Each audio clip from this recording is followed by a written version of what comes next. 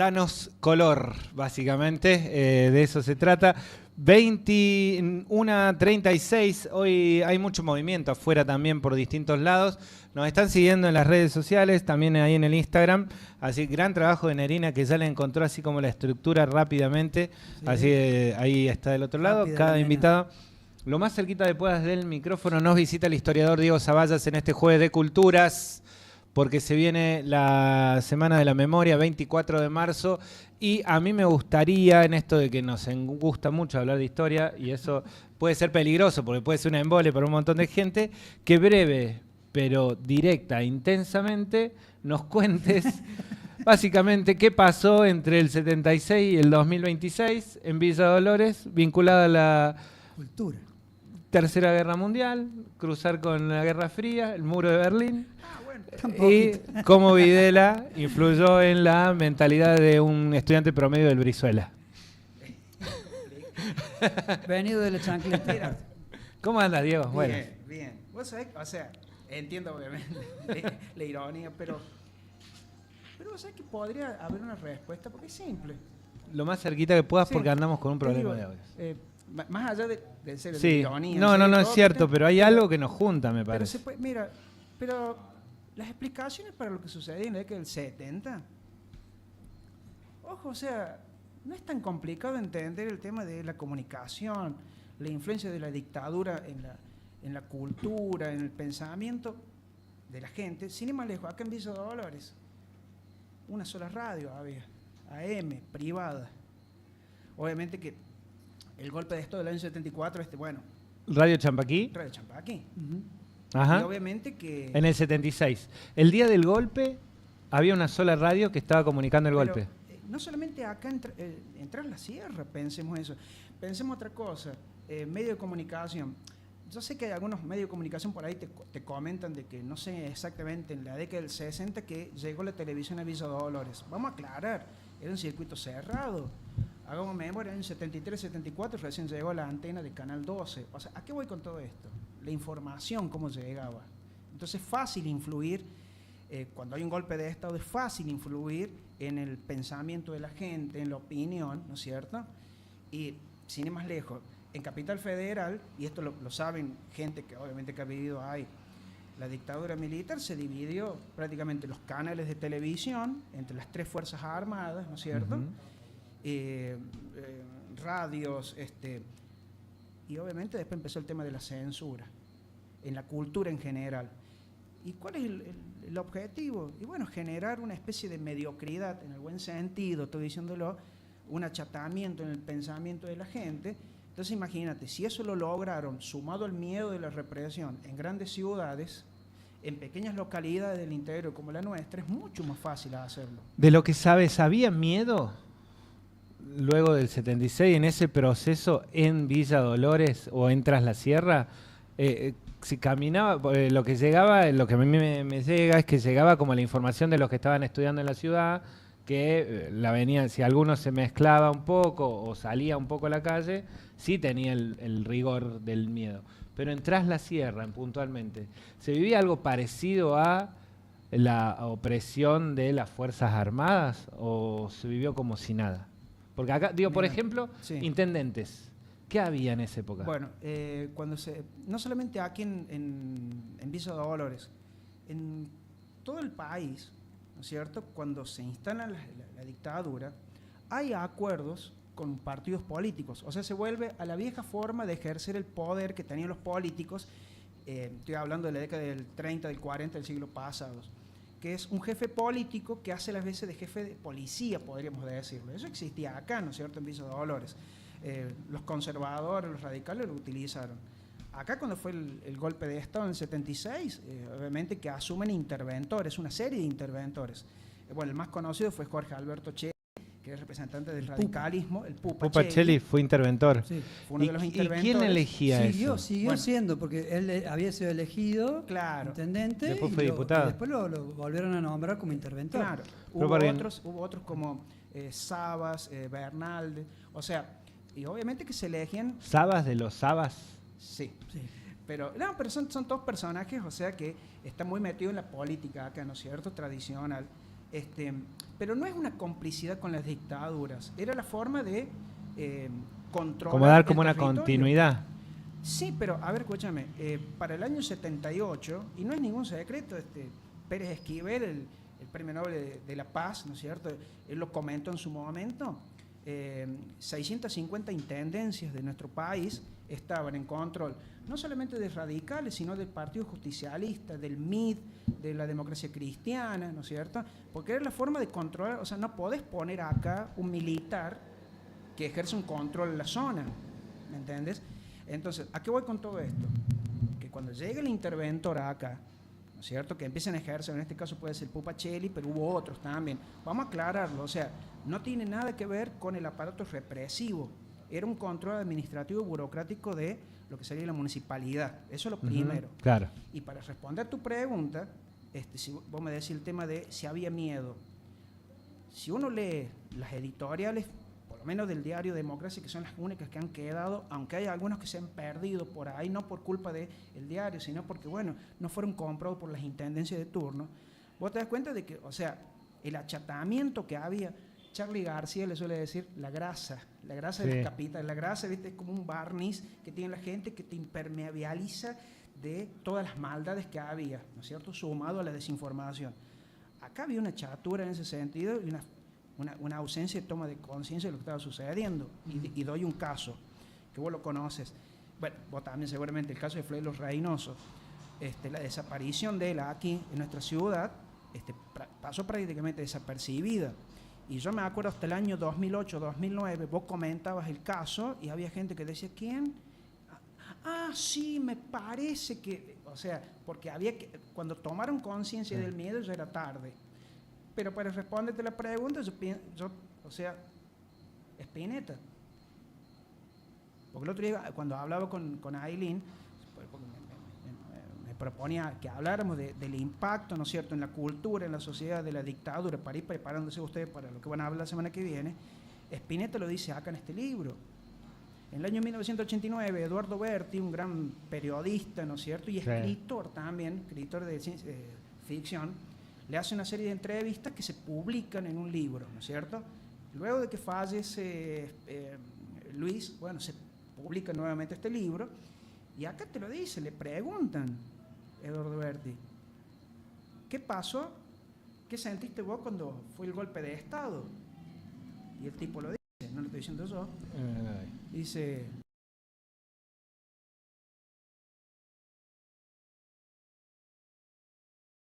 porque no se bancaba más un gobierno de derecha, así lo dice acá, represivo, autoritario, la violencia que desgraciadamente se había desatado. Ustedes imagínense en esto, ¿no es cierto? Las Fuerzas Armadas están arriba, por debajo vos tenés la izquierda y la derecha peronista, o sea, la AAA por un lado, Montonero y todas las otras organizaciones que se están enfrentando, y por un costado tenés el ERP, debajo tenés la gente. Esa violencia, ¿no es cierto?, que se genera, las Fuerzas Armadas la están observando y esperaron el momento indicado. Pensemos desde que murió Perón, el 1 de julio del 74, hasta el Rodrigazo de julio del 75, más de 500 muertos por violencia que hubo política. O sea, ¿a qué voy? Que Spinetta, lo que está diciendo, sentí un alivio. Lo que pasa es que después empezó a faltar gente.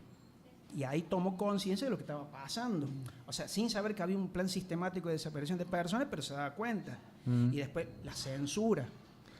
Mira, vos cuando hablábamos al principio de la radio, ¿no? Sí. La única radio y demás, lo que había era como una conciencia de que la radio, cuando se decía por la radio, era como cosa hecha, ¿no? Como lo dice en la radio.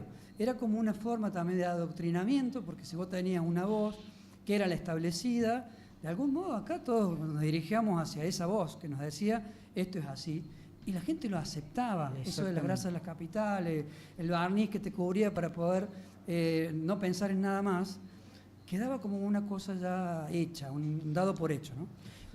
Pensemos que, por ejemplo, mira, ustedes lo deben conocer porque son de los medios de comunicación. Las diferentes leyes, no, pero hay leyes que, por algún motivo, capaz que las vas conociendo, las leyes de radiodifusión, Sí.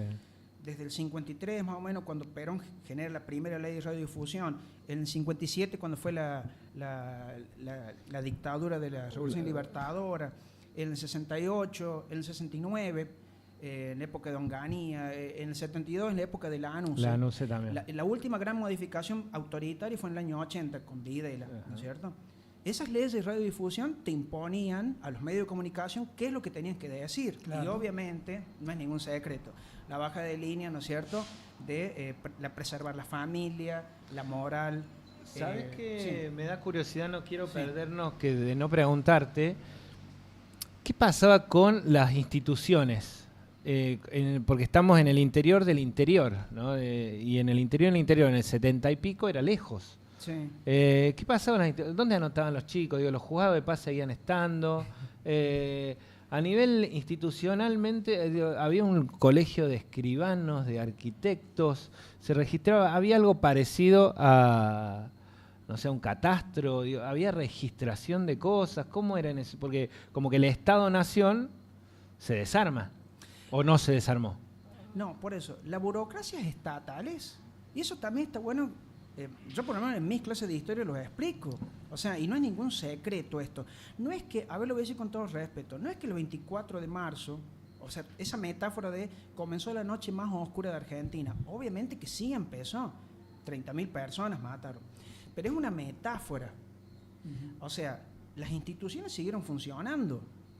Las leyes, muchas veces que regían, obviamente que eran las leyes que... Claro, en la superestructura se jodió. Eso sí, exactamente. Pero abajo estaban los mismos. Pero abajo sí. Si vamos al caso, y no solamente aquí en Villa Dolores, en la mayoría de las localidades de nuestro país, obviamente que las municipalidades seguían funcionando, los empleados administrativos que pedían aumento, obviamente no había libertad de expresión. Hacían caballadita la boca. Paro, ¿no es cierto? Pero existía, ¿no es cierto? Pero todo sigue funcionando igual. Lo que no funciona igual es la libertad de expresión. Ahí sí. Que sin ir más lejos, salvando las distancias, nosotros vivimos en democracia, está todo bien. Y ustedes están en un medio libre, bastante libre, gracias a la lucha que hemos tenido de generaciones para tener esta democracia. Pero muchas veces hasta tenemos la autocensura. Entonces vos imagínate, si tenés una dictadura, que vos decís, a ver, mi papá y mi abuelo vivieron dictadura, porque desde el 30 hasta el 76 son 6 golpes de Estado, ¿no es cierto? Vos ya tenés asimilado que sos una víctima, sos una ovejita. Pero la del 76 ya lo sabemos. Vinieron con un plan sistemático, vino la censura. Pero lo que hay que entender también es que la vida siguió. Claro. La gente se enamoraba, se peleaba. Las municipalidades seguían, vos decías catastro, vamos a suponer, bueno, tenías que comprar o vender un título, existía eso. Todo lo que era el Estado-Nación estaba. No mira, hasta vos nombraste, no lo voy a decir al aire, ¿viste? Pero vos me decís, escribano, bueno, el abuelo de una persona muy conocida de los medios de comunicación que ustedes conocen, era uno de los escribanos muy conocidos de acá, que tomaba casualmente el tema de catastro, ¿viste? De los terrenos. Porque ahí debe haber habido una repartija de tierras. Olvídate. En si pasa, ¿no? Claro, pero el tema de la tenencia de la tierra, que nosotros lo tocamos con el grupo que tenemos con mi compañero Carlos Vicente en la Junta Histórica de Tras la Sierra, que es el sitio de YouTube donde subimos videos de historia de Villa Dolores. La tenencia de la tierra, obviamente que se remonta hace casi 200 años y esa estructura no se tocó, ni siquiera en las dictaduras. ¿Por qué? Porque los dueños, los que ejercen el control de la tierra, son los que ejercen el control político y son a los que se recurre para que en épocas de dictaduras sigan manteniendo la burocracia, para que los empleados públicos salgan, los empleados municipales salgan a barrer la vereda, ¿me entiendes? A mantener esa estructura. No solamente acá, eso sucedió en toda la República Argentina. Y grandes politólogos, que algunos han fallecido, como Carlos Nino, Portantiero, Guillermo O'Donnell, el hermano de Pacho O'Donnell, son tipos que te lo explican. Porque incluso las dictaduras, estoy hablando rápido porque me dijiste que hay poco tiempo, pero incluso las dictaduras, siempre está bueno tener en cuenta que las dictaduras, tanto del 66 como las del 76, obviamente tienen un origen en donde, en lo que sería la doctrina de seguridad nacional, la Escuela de las Américas, que surge todo de los cráneos ahí de Estados Unidos en la década del 50 y que se fueron paulatinamente implementando, y todo eso está teorizado Lo que pasa es que, bueno, la chatura, la mediocridad, la grasa que hablamos recién, el barniz, llevó a que la sociedad estuviera estancada totalmente. Pero, por ejemplo, yo soy docente y no puedo, esto lo traje a propósito. Mochila llena del libro. Mochila llena del libro. Disculpen, está muy bien. por ahí capaz que Aileen me lo deseo, es de los míos, pero en la dictadura pasamos de un libro prohibido como este que está acá, que es El beso de la mujer araña, de Manuel Puig. Pasamos de este libro publicado Que en el año es 76. una gran película también. Sí, y es un gran alegato a favor de la libertad, de ser por una vez en la vida libre y jugársela por algo que vale la pena. Ajá. Para los que han visto la película o han leído el libro van a entender a qué me refiero, porque el final de este libro se me pone la piel de gallina de solo recordarlo, y eso que no soy hincha de River, pero se me pone la piel de gallina. Pasamos de eso a esto que está acá, a respiración artificial de Ricardo Piglia, donde acá se cuestiona todo el pasado histórico de nuestro país en clave metafórica, porque eso fue lo que no logró la dictadura, que el arte se callara, porque el arte, hablando específicamente del arte, que es lo que habíamos hablado con Aileen los otros días, buscó nuevas formas de comunicar el mensaje, así como Charly García decía, la gracia de las capitales. Parate en ese gordito. Lo que entendieron estas generaciones de ir un paso adelante sobre las dictaduras, hablando metafóricamente, fue una forma, un posicionamiento ideológico, si se quiere, porque de alguna forma ellos no lo podían entender. Ahora como que la cultura va un paso atrás o hasta dos, si vos querés. Porque ellos entendieron la metodología, entendieron las metáforas y le dieron rosca a eso, y hoy estamos, digamos, mucho peor que antes. Y ni siquiera tenemos una vanguardia cultural que vaya y avance hacia esos sectores. Mira, último ahora, minuto. para cerrar, digo, esta cuestión, lo que pasó con el caso más icónico de nuestra cultura, que fue la Negra Sosa, por supuesto, llevada al exilio totalmente, grafica lo que pasaba en la cultura en la Argentina, ¿no? sí. Charly García se salvaba porque no le entendían las letras, pero Bien. la negra sí decía lo que quería decir. Pero en los recitales, por ejemplo, del rock, no sé específicamente lo que sería el tango, el folclore o lo que sea, pero en estos recitales vos ibas, escuchabas a Charly García. Qué grande, un cassette, boludo, mirá lo que... No, pero ese cassette, lo traje a propósito, disculpe, soy docente y yo enseño así y hablo así. Trae una canción, este cassette se editó, no es el original obviamente, el 28 de octubre de 1982. Grabado. Y ahí se edita, y ahí está Yo no quiero volverme tan loco. ¿A qué voy con todo esto? Que a pesar de que haya opresión, censura, control del Estado en los medios de comunicación o donde sea, hay que evitar volverse tan loco. ¿Cómo? Usando el bocho, poniendo el bocho en acción, como decía también la gente de Virus, ¿no es cierto?, de Federico Moura. Loco, pensemos las cosas. Y lo que vos decías, Juan Gelman, desgraciadamente dice, la forma de atacar eso que vos estás diciendo es resistiendo. Resistiendo con conciencia nacional en una época en donde pensar y el sentir nacional está desgraciadamente muy devaluado. Por eso la labor es muy difícil, pero hay que hacerla. Y los docentes, como nosotros, yo sé que lo hacemos, los docentes lo hacemos, abrimos cabeza en el buen sentido, que piensen. Y muchas veces el pasado no es tan oscuro, desgraciadamente, había un cachito de luz, y estos artistas lo demuestran. Y esa canción, Yo no quiero volverme tan loco, yo creo que es el epílogo de lo que podemos decir acá, que a pesar de todo, se puede respirar, como dice Ricardo. Búscalo un poquito, a ver si la encontramos por ahí. Yo no quiero volverme tan loco. Tremendo jueves de culturas. Te vamos a llamar a la radio en estos días seguramente para charlar un ratito de ahí también. Quieran. Así hacemos algo. Tremendo lo del cassette. Hace por lo menos 30 años que no agarramos cassette. Sí, a veces tenía casetera. Yo pensé que estabas diciendo cafetera. No, casetera. Sí, ya sé, Eso ya es sé. para Iris, una compañera que vino la noche del estreno de nuestro programa. Impresionante. Sí. Un cassette. Voy a hacer una aclaración antes que Sí. porque mi hermano en Córdoba, mi hermano Sergio, él es profesor de historia también. Para que no se enoje, ese cassette es de él. No, encima cuando me ve a mí boludeando con el cassette, se debe querer morir porque claro, no hay que... No es por eso. Se lo chorea. Él tiene 2 hermanos más chicos, yo y después viene Pablo. Los hermanos más chicos siempre le sacamos las cosas a los más grandes. Exacto. Bueno, yo le saqué ese cassette y me lo quedé. Pablito es mimo.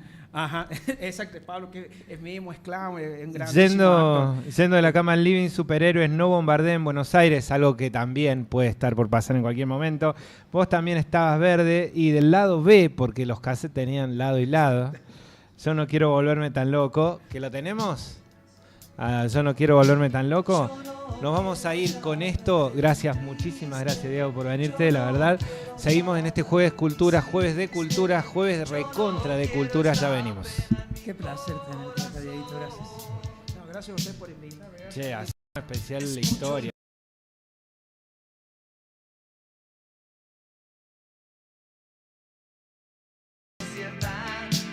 Están las puertas cerradas y las ventanas también. ¿No será que nuestra gente está muerta?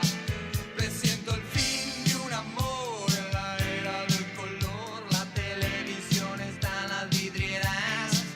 Toda esa gente parada que tiene grasa en la piel no se entera ni que el mundo da vueltas. Yo no quiero meterme en problemas. Yo no quiero asuntos que queman. Yo tan solo les digo que su